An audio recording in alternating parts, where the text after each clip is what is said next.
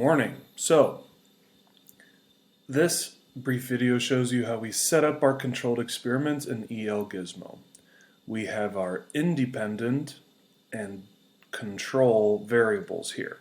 The seed type, soil type, amount of light, and the amount of water. So when I go into my Explore Learning, I don't want to do that.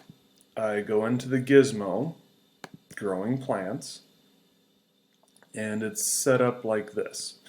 So bouncing back, seed type, they're all turnips. So I need to drop a turnip into each pot. The soil type is soil and compost. Soil already starts in there, so I have to add compost to each.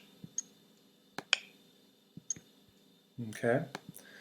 Then the amount of light, 2 lights. And so I turn off a light for each one. Doesn't matter which one you turn off, just make sure one of the lights are off.